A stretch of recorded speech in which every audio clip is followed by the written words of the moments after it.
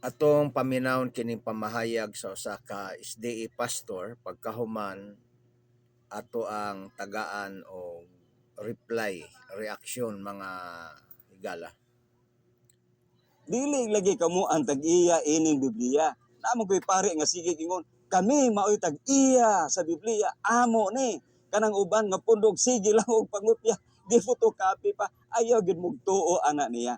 Kaya ikaduhang Timoteo 3:16-17 nagingon, ang tibuok nga kasulatan gisulat uban sa lamdag sa Dios ug mapuslanon alang sa pagtudlo sa kamatuoran, sa pagbadlong, sa pagsaway ug sa pagtudlo unsaon pagkinabuhi nga matarong. Sa ingon, ang nag-alagad sa Dios masangkap pag-ayo ug maandam sa tanang maayon nga buhat. Karon adto ta sa compilation. Taas noo madyud mo nga nangangkon nga kamoy nag-compile sa Biblia. Ang akong pangutana mao ni, before 33 AD, diha na ba ang tibuok Biblia nga Old and New Testament or wala pa? Okay, tubago na to mga kaigsuonan kining iyang duha ka importanteng pangutana. Nga una mahitungod sa compilation. Ang tubag na to sa compilation mga higala, gi-compile ang Biblia Old and New. Mao na gitawag o compilation sa Kristiyano Katoliko ni atong 300 ED more or less.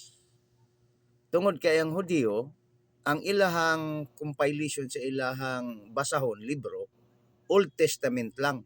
Kaya wa man sila mudawat anang New Testament. So sa panahon ni Kristo, wala pa New Testament nga nasulat.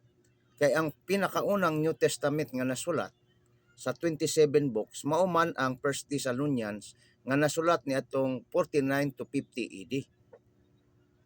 Ikatulong punto mga higala. Kung maghisgot ta og kining gitawag compilation, kinsa ba day nag-compile sa Biblia? Seventh-day Adventist?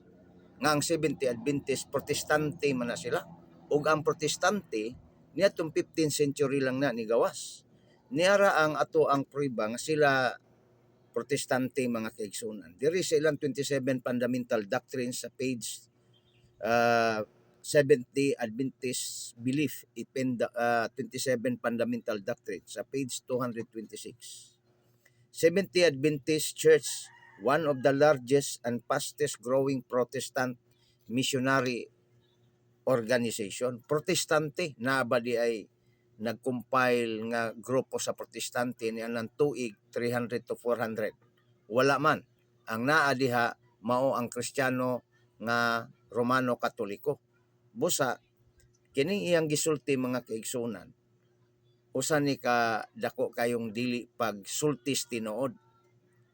Ang last nga iyang giingon na niadtong 33 AD, naa na ba ang pulong sa Ginoo?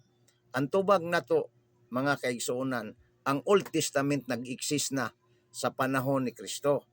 Apan ang New Testament wala pa nag-exist kay wa pa gigunitan nga New Testament ang mga apostoles.